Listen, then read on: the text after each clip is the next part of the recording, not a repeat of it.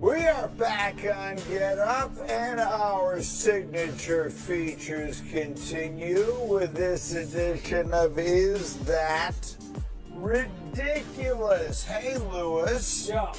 If I said this is the year Josh Allen finally gets to the Super Bowl, would that be ridiculous? Not ridiculous at all. For a number of different reasons. Number one, this team believes, unlike the team that they just beat, that really starts to have some questions about themselves, especially in crunch time. This team believes that no matter what is going on, they have the great equalizer, and that being number 17. There are still some deficiencies with this football team, though. Keep an eye on its secondary in particular, especially if the pass rush isn't going. That's where I think once you start getting down into single elimination tournament type stuff, that's where it could cost them. But they have 17, and I think this could be their year, especially if you look at their schedule. Hey, Mark, you had that game for us on Sunday night. We've talked a lot about the Ravens' sort of emotional or psychological reaction to it. What was the Buffalo reaction like? I'm talking to Joey Bosa in the locker room. He literally was like, yeah, on the sideline, we were just thinking, all right, just finish strong, And then all of a sudden it's like, oh wait, it's only 15. We can actually do this. So guys, for a second, weren't sure. And then Josh Allen does Josh Allen things, and I think that's, and I even asked people in the front office, like, when did you know? It's like when Derrick Henry fumbled, like when Josh, hits Keon, like we just had a feeling. And this is what Josh Allen does. In all their losses, the heartbreaking losses to the Chiefs, it's never been Josh. You've never looked at Josh and said, he's the reason. I think they have the confidence, and he's self-assured. Peter, our analytics still, by just a microscopic edge, say the route to the championship, to the Super Bowl in the AFC still goes through Baltimore. Where do you think it goes? I think it goes through Buffalo. I think Adam Schefter said it eloquently on Monday on this show to start it. The road goes through Buffalo. They have the easiest schedule the rest of the way for this season, and that felt like the first chapter in one of those NFL Films America's Game hour-long documentaries on a Super Bowl team. It's the last year of that stadium, and they were down 15 points with 3 minutes left, and they found a way. It just feels like Josh Allen is on an epic road to destiny, and I know this is week one, don't overreact. That game matters because these two teams are going to be relevant at the end. And if you're talking about tiebreakers and playoff scenarios, going through Buffalo is a lot harder than it would have been if they had gone to the right. I think we're talking about a lot of feelings, and we saw how that game ended, and it was miraculous, and it was awesome.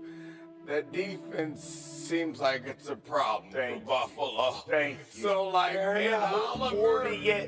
Oliver was one of the players of the game by causing that fumble. It was incredible. But we have to understand that if their strategy, which I know it's not, but if we're saying they're going to win every game like this, that ain't going to happen. They're going to have to figure out a way to stop somebody. And every year, their defense, I think, has holes, but they compensate for them with turnovers. And it's not always something that you can count on. That's a fair point. It is only week 2, right? In the same way Jeff said, hold on now, y'all talking about the Ravens, they got the best roster in the whole, no, they'll be fine.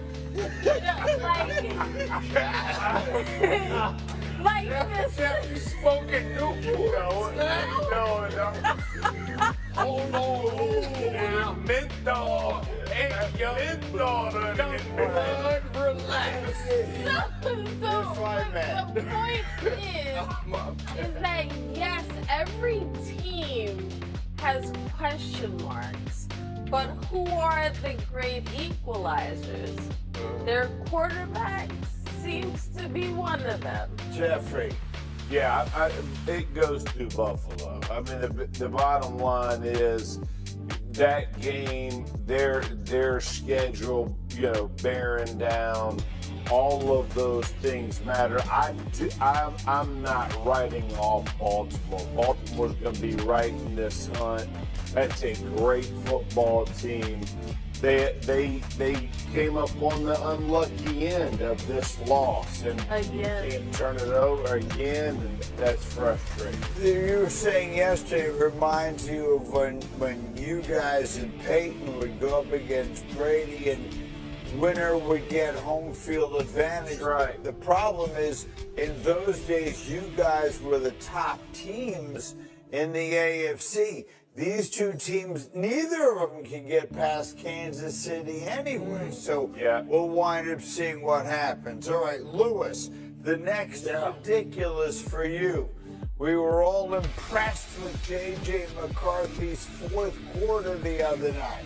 So someone said he's going to lead the Vikings to the title in the NFC North. Is that ridiculous? Not in the least. I think what you saw was Kevin O'Connell's confidence in not playing in this preseason justified.